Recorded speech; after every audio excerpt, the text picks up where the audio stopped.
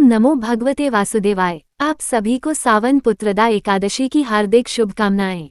आइए श्रद्धा और विश्वास के साथ सुनते हैं सावन शुक्ल पुत्रदा एकादशी की पावन व्रत कथा।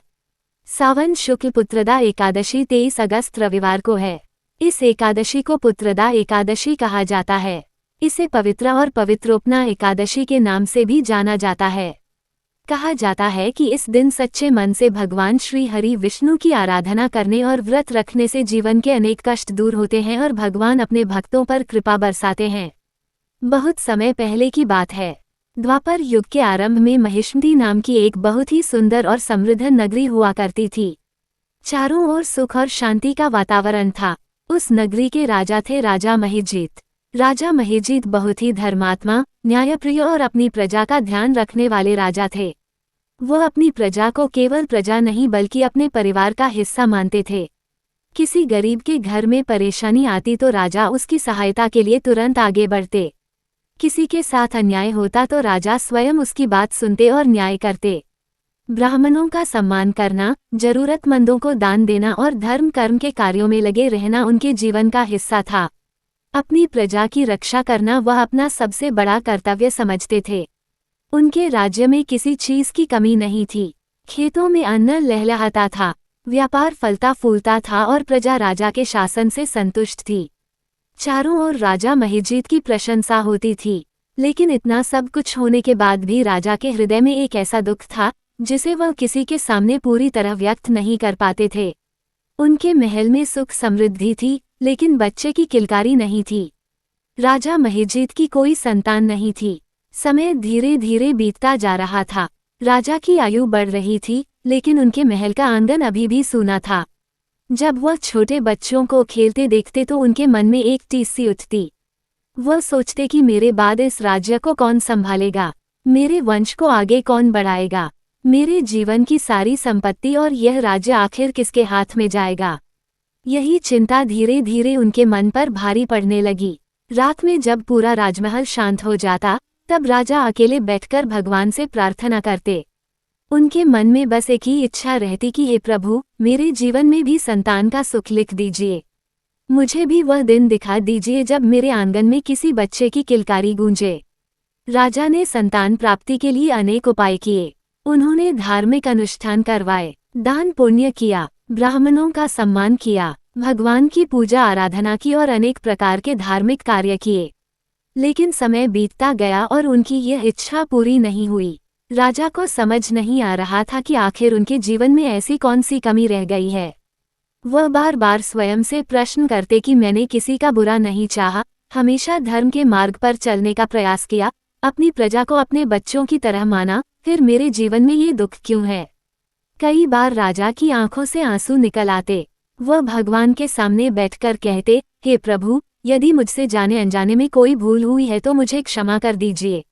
मेरे कर्मों का फल जो भी हो मुझे स्वीकार है, लेकिन मेरे इस दुख का कोई मार्ग अवश्य दिखाइए। आखिरकार एक दिन राजा ने अपने मंत्रियों और विद्वान ब्राह्मणों को अपने पास बुलाया। राजा ने उनसे कहा, आप सभी मेरे हितैषी हैं। मैंने हमेशा धर्म के अनुसार राज्य करने का प्रयास किया है। मैंने अपनी प्रजा को अपने बच्चों की तरह माना है।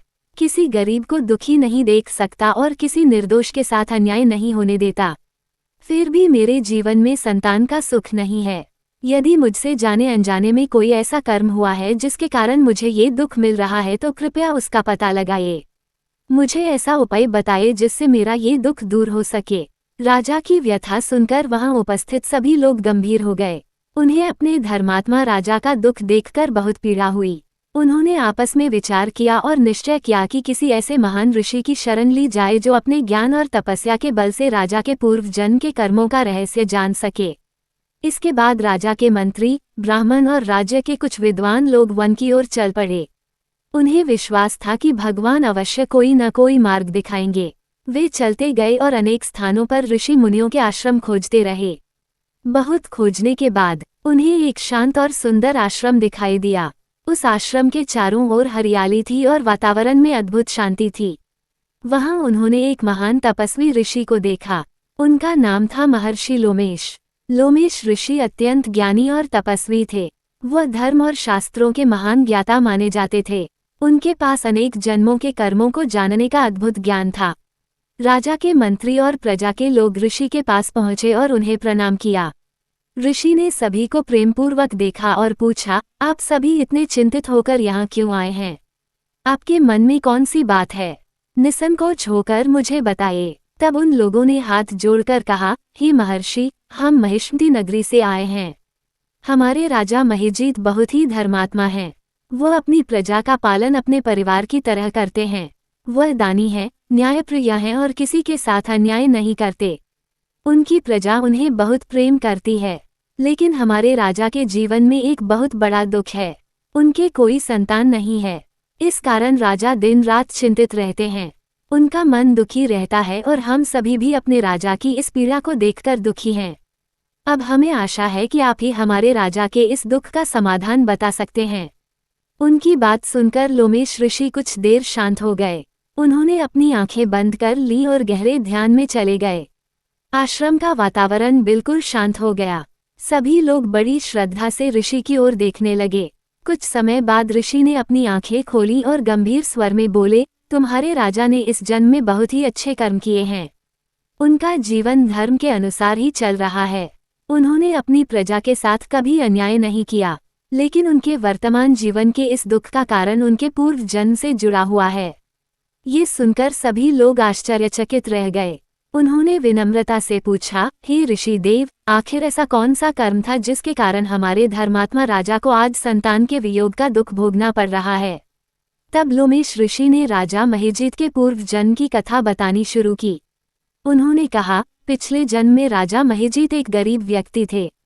गरीबी के कारण वह इधर उधर घूमते रहते थे और अपने जीवन का पालन करने के लिए छोटे मोटे काम किया करते थे। उनका जीवन बहुत कठिन था। एक दिन ज्येष्ठ शुक्ल पक्ष की द्वादशी के दिन वो बहुत अधिक भूखे और प्यासे थे। पिछले दिन एकादशी होने के कारण उन्होंने भोजन नहीं किया था। तेज गर्मी पड़ रही थी। प्यास के कारण उनका गला सूख रहा था और शरीर में बिल्कुल शक्ति नहीं बची थी। वह पानी की तलाश में इधर उधर भटक रहे थे। चलते चलते उन्हें एक जलाशय दिखाई दिया। जल देखकर उनकी आंखों में आशा जागी। वह तेजी से जलाशय की ओर बढ़े। तभी उन्होंने देखा कि वहां एक गाय पानी पीने के लिए आई हुई थी। वह गाय गर्भवती थी और बहुत अधिक प्यासी भी थी। वह धीरे धीरे जलाशय की ओर बढ़ी ताकि पानी पीकर अपनी प्यास बुझा सके। लेकिन उस समय उस व्यक्ति की अपनी प्यास इतनी अधिक बढ़ चुकी थी कि उसने बिना उस गाय की पीड़ा समझे उसे वहां से हटा दिया और पहले स्वयं पानी पी लिया। उसे उस समय यह एहसास भी नहीं था कि एक प्यासी और गर्भवती गाय को पानी से दूर करना उसके जीवन में कितना बड़ा कर्मफल लेकर आएगा। यही छोटी सी दिखाई देने वाली भूल आगे चलकर उसके जीवन के दुख का कारण बनी। लोमेश ऋषि ने कहा, उसी कर्म के प्रभाव से राजा महिजीत को इस जन्म में संतान का सुख नहीं मिल पा रहा है। लेकिन भगवान की कृपा देखिए कि पिछले जन्म में उसने एकादशी के दिन भोजन नहीं किया था। भले ही उसने यह व्रत जानबूझकर नहीं रखा था, फिर भी उस दिन उससे अनजाने में एकादशी का व्रत हो गया था। उस व्रत के पुण्य के कारण उसे इस जन्म में राजा का जीवन प्राप्त हुआ। लेकिन जिस समय उसने एक प्यासी गर्भवती गाय को जल से दूर किया था, उस कर्म का फल उसे इस जन्म में संतान के अभाव के रूप में भोगना पड़ रहा था। ये सुनकर राजा के मंत्री और प्रजा की आंखें नम हो गईं। उन्होंने ऋषि से पूछा, हे ऋषि देव, यदि राजा के पूर्व जन्म के कर्म का इतना गहरा प्रभाव है तो क्या इसका कोई उपाय भी है?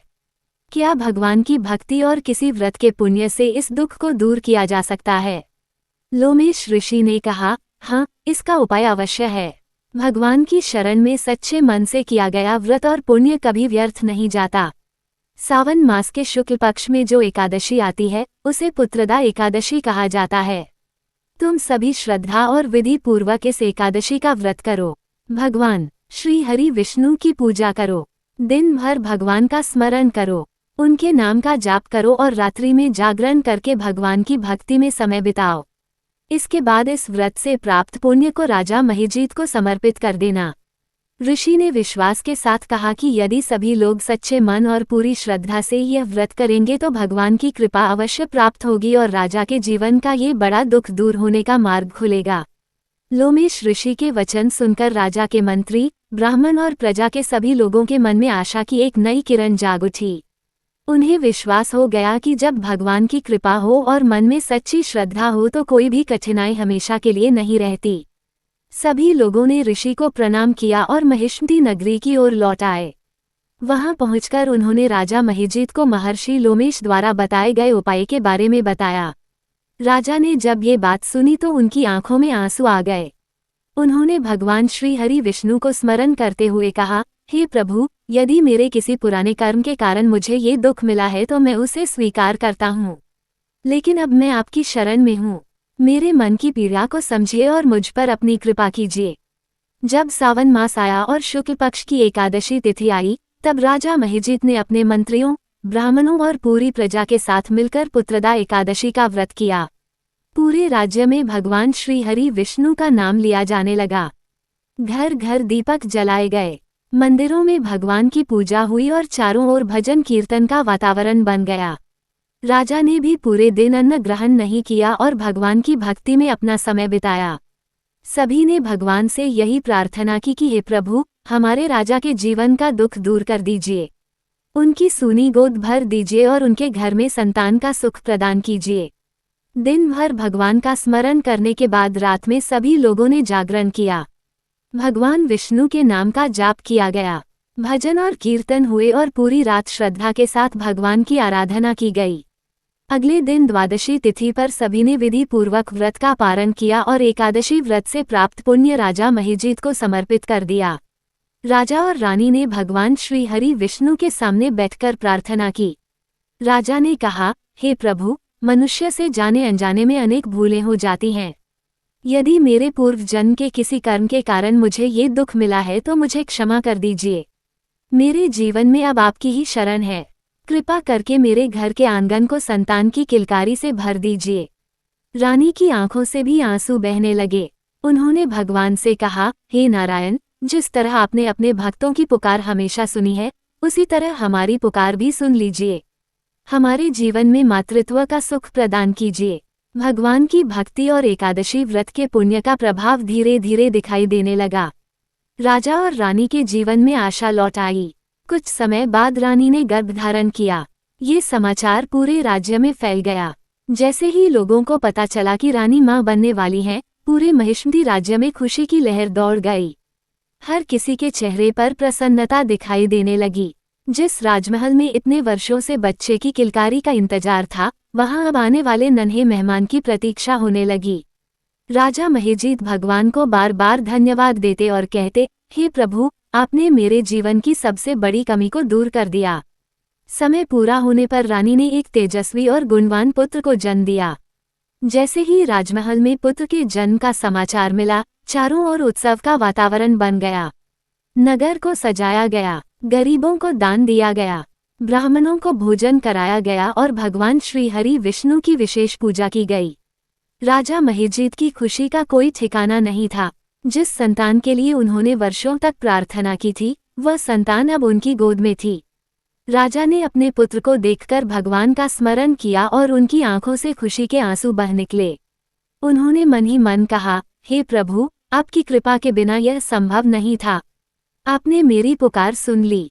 इस प्रकार पुत्रदा एकादशी के व्रत और उसके पुण्य के प्रभाव से राजा महिजीत को संतान का सुख प्राप्त हुआ। तभी से सावन शुक्ल पक्ष की पुत्रदा एकादशी संतान की कामना और संतान के मंगल के लिए विशेष मानी जाने लगी। भगवान श्री कृष्ण ने भी इस व्रत की महिमा बताते हुए कहा है कि जो मनुष्य श्रद्धा और विश्वास के साथ पुत्रदा एकादशी का व्रत करता है, भगवान श्री हरि विष्णु उस पर अपनी कृपा बनाए रखते हैं। इस व्रत को केवल संतान प्राप्ति की इच्छा से ही नहीं बल्कि परिवार के सुख, संतान के स्वास्थ्य और घर की शांति के लिए भी श्रद्धा से किया जा सकता है। एकादशी के दिन प्रातःकाल सूर्योदय से पहले उठकर स्नान करें और स्वच्छ वस्त्र धारण करें। इसके बाद पूजा स्थल को साफ करके वहां भगवान विष्णु और माता लक्ष्मी की तस्वीर या प्रतिमा स्थापित करें। उनके सामने घी का दीपक जलाएं। भगवान को चंदन, पीले फूल, तुलसी दल, फल, मिठाई, धूप और दीप अर्पित करें। इसके बाद हाथ में जल और फूल लेकर संकल्प करें। मन में भगवान से प्रार्थना करें, हे प्रभु, मैं श्रद्धा और विश्वास के साथ पुत्रदा एकादशी का व्रत कर रहा हूँ। मेरे इस व्रत को स्वीकार करें। मेरे परिवार पर अपनी कृपा बनाए रखें। मेरी संतान को स्वस्थ, दीर्घायु और सुखी रखें। जिन दंपतियों के जीवन में संतान का सुख नहीं है, उनकी मनोकामना पूर्ण करें और उनके घर आंगन को भी संतान की किलकारी से भर दें। इसके बाद भगवान विष्णु की विधि पूर्वक पूजा करें। ओम नमो भगवते वासुदेवाय मंत्र का 108 बार जाप करें। पूरे दिन भगवान का स्मरण करें और मन को नकारात्मक विचारों से दूर रखें। संभव हो तो भगवान विष्णु की कथा सुनें और रात में जागरण करके भजन कीर्तन करें।